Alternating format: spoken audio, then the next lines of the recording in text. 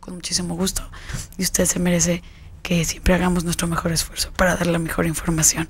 Vamos a hablar del desarrollo del cerebro en los niños, algo que desconocemos, algo que es una incógnita, ahora que ya se ha hablado una terminología que es la plasticidad cerebral, y que los niños de repente como dicen, no hay palabra de honor, y cuando hay alguna lesión hay chance de hacer algunos cambios, el propio cerebro encuentra vías, pero ¿quién mejor que nos comente esto que la doctora María del Carmen Irigoyen Maldonado? Ella es neuróloga pediatra del Instituto Mexicano de Neurociencias del Hospital Ángeles de las Lomas. Y aquí también los invitamos a que entren a www.neuroespacio.com, donde van a encontrar información muy interesante de este tema y de muchos otros. Bienvenida, Carmen. Gracias por ayudarme a festejar el Día Mundial de la Voz. Bueno, vamos a tratar de no hacerte hablar y que no hagas un gran esfuerzo, pero bueno, creo que es interesante hablar de lo que es el desarrollo del cerebro. Creo que lo que debemos de entender es que el cerebro presenta un desarrollo muy importante que conocemos durante el primer año de vida. Y entonces, antiguamente se decía que el cerebro no tenía capacidad de regenerarse. Y lo que se ha visto a través de los años es que sí existe este término que se ha acuñado como plasticidad cerebral.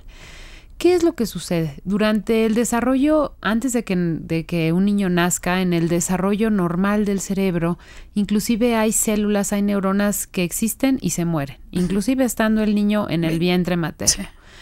Esto es una programación de muerte celular que existe para que haya un buen desarrollo cerebral. Conforme va pasando el tiempo y el niño nace, el desarrollo del cerebro se decía que, se tenía que depositar una sustancia que se llama mielina y que como a los 6 o 7 años terminaba la maduración cerebral. Actualmente se sabe que la maduración cerebral es larga, muchas veces hay cambios en los adolescentes, ves cambios inclusive en gente no es grande, gente joven como de 20 y tantos, 26, 27 años. Y entonces actualmente sabemos que el cerebro se sigue desarrollando y sigue teniendo, a pesar de que veamos que ya se ha depositado la mielina y que el niño parece ir bien y aprender bien, siguen sucediendo cambios. Cuando tú tienes un pequeño, y esto es un poco para ejemplificar, tienes un niño de 2 meses de edad que sufrió al nacimiento, que le faltó oxígeno, tú tienes que empezar a trabajar con ese niño en terapia. Y esa terapia, esa estimulación externa hacia el cerebro va a hacer que aunque él haya tenido daños en algunas vías del cerebro, pues las pueda tomar como un camino alterno. Y entonces ese niño que a lo mejor si hubiera tenido 13 años, si hubiera tenido la misma lesión y hubiera quedado hemipléjico, en este caso las neuronas van a tratar de hacer algunos cambios para que ese niño no tenga tanta lesión como cuando ya eres un adulto y tienes, por ejemplo, un infarto cerebral, ¿no? O sea, es mucho más probable que el niño se recupere a un adulto por este tipo de condiciones que es la plasticidad cerebral. En ese sentido se sabe muy bien que la mayor plasticidad cerebral es hasta los 6 meses, pero sigue habiendo.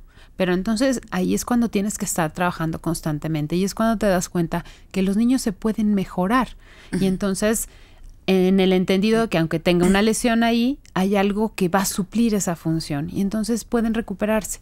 Quizá no al 100%, pero sí suplir una función que de otra manera no la va a hacer. Estamos hablando el cerebro es muy complejo. Hay diferentes partes del cerebro que tienen diferentes funciones. Hay estructuras más profundas y más superficiales que nos hacen ser quienes somos, ¿no? ¿Qué pasa cuando, esta plasticidad se da en todas las estructuras o simplemente en la corteza? Es mucho mayor en la corteza cerebral. Sin embargo, cuando, tiene, y además en filogenéticamente y todo, es la que termina muy tardíamente de finalizar todo su desarrollo. Finalmente, por ejemplo, las estructuras de un lugar que se llama tallo cerebral, que es la parte como muy profunda del cerebro, que es la que controla todo lo que son fenómenos automáticos como la frecuencia de tu corazón, la respiración, el que tú tragues, etcétera. A veces cuando tienes daño ahí, finalmente esas son estructuras que les cuesta un poquito más de trabajo recuperarse, ¿no? O sea, tienes un espacio pequeño y esas cuestan un poquito más de trabajo. Sin embargo, también se trabaja sobre eso, ¿no? O sea, sí hay cambios. Sí hay cambios cuando hay alguna lesión que puedan mejorar esas estructuras, al igual que la corteza. Sí, claro. Tal vez en menor velocidad por el espacio que dices, ¿no? Y También tiene que ver con el tipo de daño. Cuando el daño es muy severo, pues bueno, o sea, realmente tú empiezas a ver que pasa el tiempo y no se recupera, ¿no? Okay. Entonces, sí tiene que ver, esta plasticidad tiene que ver, sí, con la edad. O sea, sí es evidente que cuando eres un niño más pequeño te vas a recuperar más rápido, y en cualquier estructura del cuerpo, o sea. ¿Qué pasa? Y te lo dejo ahí en el tintero mientras nos damos una pausa. Cuando hay un niño que tiene una enfermedad, y voy a hablar tal vez un autismo o algún síndrome, yo qué sé, ¿hay posibilidad? O sea, entiendo que es un poco extraño y te lo estoy preguntando como público en general. ¿Hay posibilidad de alguna mejora por los cambios, por esa plasticidad cerebral, que el cerebro diga, pues aquí hubo algo mal y lo voy a mejorar? Entiende que es mi punto de vista más de la gente que el propio. Pero es importante que la gente sepa ese tipo de cosas. Vamos a una pausa y los dejamos picados con eso. 01800-300 programas. Y les invito a que me sigan a través del Twitter, @el_Soriano, y nos haga llegar todas sus inquietudes. Y también entre a la página www.neuroespacio.com. A ver, seguimos en Crónicas de Salud con una pregunta que dejamos en el tintero con la doctora María del Carmen Irigoyen Maldonado. Ella es neuróloga pediatra. Y decíamos, ¿qué pasa con las enfermedades cerebrales en los niños? Junto con la teoría de la plasticidad cerebral. ¿Es una cuestión ya estructurada donde así se queda? ¿O hay ocasiones en que tal vez alguna patología, no le quiero poner un nombre, puede mejorar con el paso, con el desarrollo? Hasta crisis convulsivas, ¿no? Claro, yo creo que hay algo muy importante que hay que tomar en cuenta, es que uno no puede como desahuciar un caso, ni siquiera el autismo, que tiene sus cosas que aún no se conocen al 100%, ¿no? Se conocen mucho de los síntomas, pero por qué sucede no se sabe. Sin embargo, por ejemplo, si tú no tratas a un niño autista y no lo mantienes en una terapia, en una estimulación, la verdad es que sí les va peor que a los niños que sí están bajo manejo farmacológico y con una terapia. Entonces, el cerebro necesita estar estimulado y eso está demostrado. O sea, no necesitas tener un daño. Sí. Mientras más estimules a tu cerebro, es mejor, ¿no? ¿Es cierto que usamos nada más el 10% de nuestro cerebro o es un mito? Bueno, es difícil saberlo, pero la verdad es que a veces estamos muy acostumbrados a no utilizarlo, ¿no? O sea, por ejemplo, ahora yo te preguntaría, ¿cuántos teléfonos te sabes de memoria? Sacas tu celular y los marcas. Anteriormente, pues te sabías el teléfono de 10 amigas, ¿no? Sí. El de tu casa, el de tus tías, sí, el de tu abuela. Actualmente sacas un celular. Y dices, yo no me acuerdo ni el mío porque nunca me marco, ¿no? Claro, digo, no quiero parecer anacrónica, sí. Eso es lo que se vive actualmente, pero también necesitaríamos hacer un gran esfuerzo por utilizarlo, ¿no? Entonces, siempre que un cerebro esté estimulado, con daño o no daño, va a estar mejor. O sea, es mucho mejor y va a funcionar mejor. Entonces, no es que vaya a cambiar el pronóstico de un niño con autismo, por ejemplo, pero sí puede, las terapias cognitivo-conductuales o el manejo farmacológico pueden hacer que el manejo sea un poco mejor, más suave, digamos, en un caso que son difíciles estos casos del autismo. Pero siempre tienes que mantenerlo estimulado. Es decir, a lo mejor un niño sin ningún problema, tú en el primer año de vida casi lo dejas en la gama, se va a desarrollar y va a sostener su cabeza y eventualmente a gatear. Pero si a ese niño lo estimulas más, lo va a hacer un poco mejor. Entonces, yo creo que siempre hay que entender que el cerebro con daño no tiene que estar estimulado. Pero sí, evidentemente, mientras más lo estimules, es mejor. Esta plasticidad que tienen las neuronas va a ser mejor. Es como estar tocando la puerta constantemente hasta que te abran, pues. Es un símil, claro. Pero en vez de decir, pues nadie toca, ni abro, ni siquiera me paro a abrir, ¿no? O sea, es un estímulo constante que hace que se active, o que haya una respuesta. Como la respuesta normal, o sea, ante un estímulo hay una respuesta.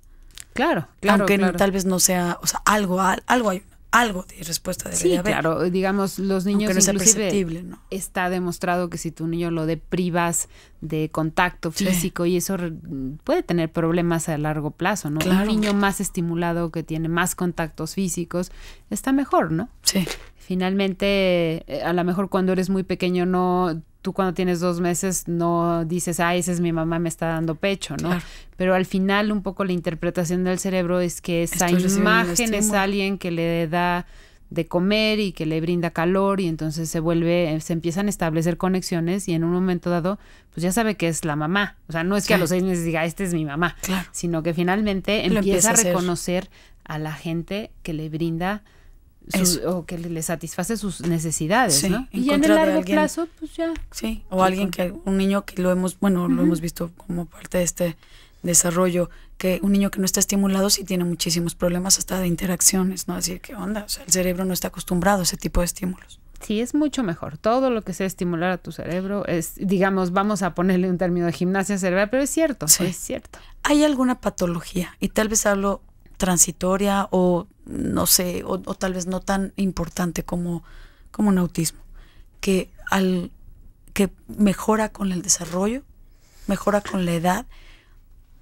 Bueno, hay no sé algunas si cosas, me explico, tal vez puede ser algo muy sutil, que es parte de lo que queremos entender como esta parte de la plasticidad cerebral, que el cerebro toma estos caminos alternos para dar una mejor función. Claro, mira, por ejemplo, si tú tienes un niño que tiene un trastorno de impulsividad, de esos niños que no piensan antes de actuar, finalmente si lo ves a los 4 o 5 años va a costar mucho trabajo, a lo mejor se va a dejar ir y va a pelear y va a contestar feo y luego medio se arrepiente. Ajá. Si tú lo ves cuando tiene 8 o 9 años, quizá ya pueda comprender un poquito que no debe de hacer esto, aunque le cueste mucho trabajo controlarse. Entonces, sí el dios Cronos, o sea, el tiempo también te ayuda, ¿no? Claro. Pero no te puedes esperar a ver qué pasa y a ver si está mejor. Siempre intervienes antes y luego el hecho de que crezcan te puede ayudar en algunos casos, ¿no? Ver qué importante es el estímulo hacia los niños. El estímulo cerebral, esta gimnasia cerebral de que habla la doctora Carmen Irigoyen.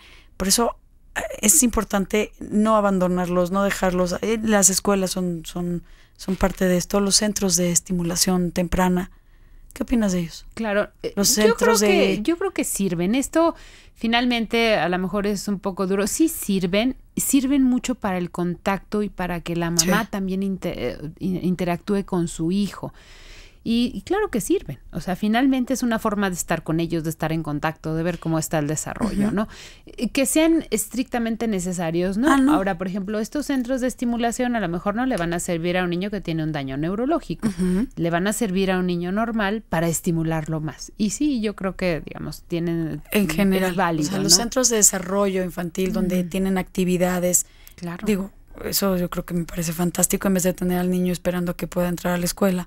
Tenerlo ahí haciendo nada, ¿no? Claro. O sea, a veces nos adelantamos un poco en desarrollo, pero está bien, ¿no? O sea, está bien si ahora están como más estimulados, entonces más pequeños ya saben hacer muchas cosas. Entonces, bueno, ya te dan clases de muchas cosas. Hay que mandarlos a la escuela. Es cierto.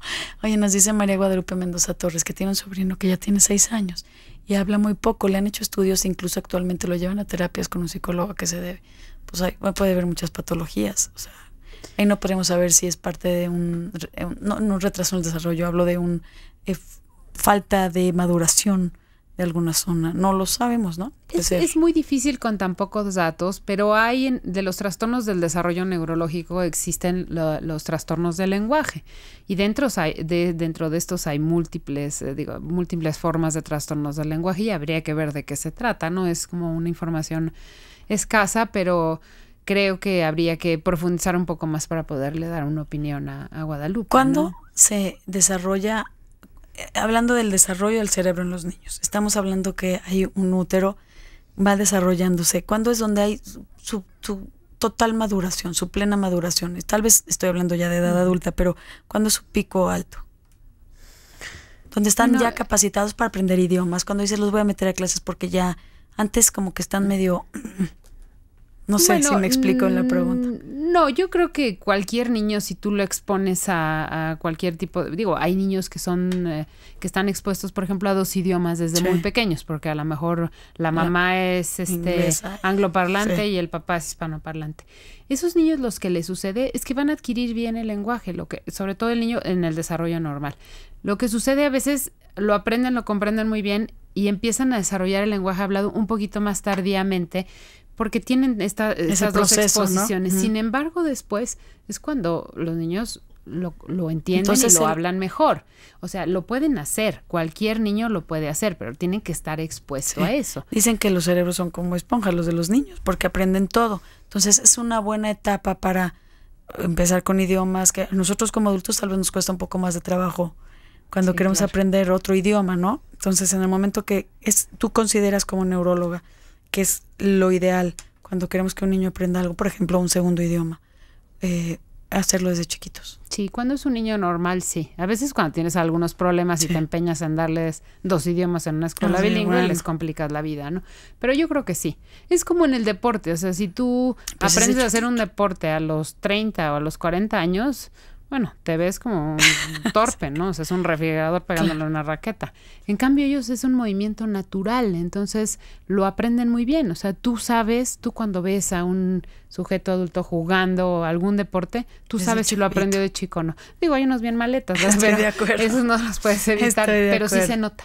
Entonces es un buen momento justamente porque está abierto a esta exposición de estímulos y es donde los absorbe mejor. Una pausa y volvemos. www.neuroespacio.com y lo invito a que me siga a través de Twitter, @Soriano. Regresamos.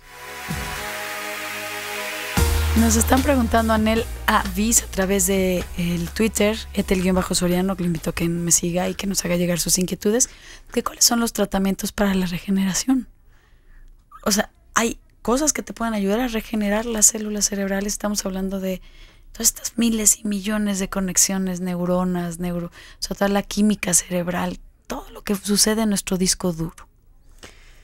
Yo creo que más que tratamientos para la regeneración es el tratamiento integral que le das a alguien que ha tenido una lesión cerebral. Entonces, no hay una medicina que yo te pueda decir, le das esto y se va a regenerar. No.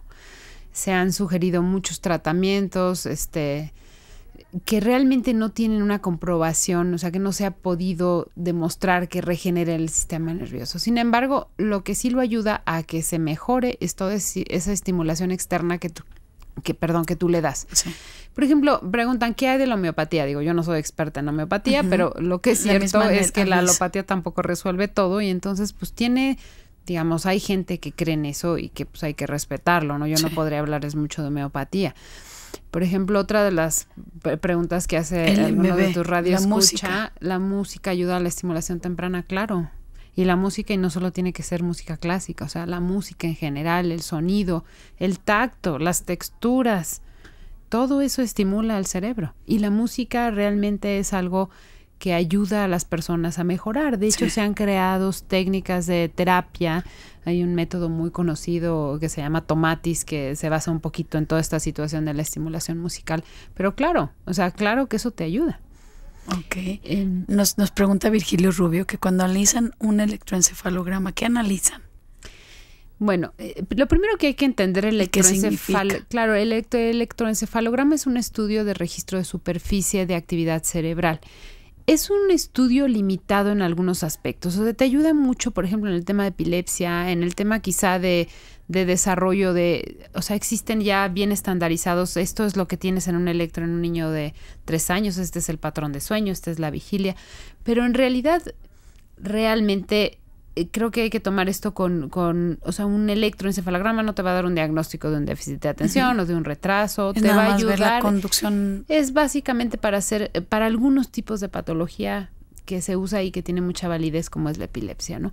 Y a veces se tiene que solicitar, en algunos casos, en otras patologías. Nos pregunta Iván Sánchez, ¿el no gatear influye en la vida futura de alguna manera? Que aquí lo que sería importante es, ¿por qué un niño no gatearía? Bueno. ¿Qué pasa en su cerebro que no está eso? A lo mejor tú me lo debates por tu entrenamiento. Los rehabilitadores dicen que tenemos que gatear forzosamente, pero la verdad se ha dicho es que hay algunos niños que pasan de el pararse de la sedestación a caminar y no gatean y a lo largo de su vida tampoco es que estén mal. Ahora, si tienes un niño con un problema neurológico y o sea, sobre todo, por ejemplo, de tipo motor y se salta el gateo, a lo mejor se tiene que ver y habría que enseñarlo que esté en 4 puntos ya que gatee. Pero estrictamente no es tan malo. Aquí nos dicen que conocen a un niño que tenía problemas con matemáticas y que lo pusieron a gatear e incrementó su habilidad matemática simplemente por hacer ese paso. Me lo está diciendo Gisela. O sea, o sea, esas cosas yo no las entiendo muy bien, Gis. Ahí sí, hay muchas cosas que hay dudas. ¿Cuál sería tu mayor incógnita? Ya nos tenemos que ir, pero ¿o cuál es tu mayor descubrimiento en el desarrollo cerebral en los niños? Yo quisiera quizá hacerles una recomendación. Estamos en una época en donde estamos bombardeados, sobre todo los niños, de una serie de gadgets y las tabletas y los celulares y todo esto. Videojuegos. Y muchas veces los niños son buenísimos en eso, pero lo que hemos estado perdiendo últimamente es esa iniciativa. O sea, el niño, claro que va a manejar una tableta, un teléfono perfecto, tiene la capacidad, pero en la vida también tienes que tener creatividad y tienes que tener una iniciativa para hacer las cosas, y creo que esa parte la estamos perdiendo. Fíjate y que entonces sí es importante. En relación a esto, ¿me recuerdas un chiste antes de irnos? Ya nada más cuento un chiste y ya me voy, aún con mi voz saludable, sexy, lo que me dice. Que un niño le pregunta a su papá: oye, papá, en tu tiempo tenías iPad, tenías iPod, tenías iTunes, tenías PlayStation y todas esas cosas. Y dice: no. Entonces, ¿qué tenías? Cerebro. Entonces, es una buena respuesta. Es real. Y así, o sea, pregúntale a tus hijos, ¿cómo le hacías? O sea, decirles que no tenía celular, ¿no? ¿Cómo nos comunicamos? Esas cosas tan simples que nos han facilitado la vida, pero nos han hecho más cómodos. Todo con medida. Todo con medida, así es. Carmen, un placer tenerte en estos micrófonos. Igualmente, que te mejores. Muchas gracias. Gracias a la doctora María del Carmen Irigoyen Maldonado. Si quieres saber de este y más temas, www.neuroespacio.com, donde encontrará muchísima información relacionada. Muchísimas gracias al equipo de producción. Yo lo dejan a ustedes en imagen con Alfonso Chiquín. Esto fue Crónicas de Salud. Yo soy Etel Soriano. Por favor, cuídese.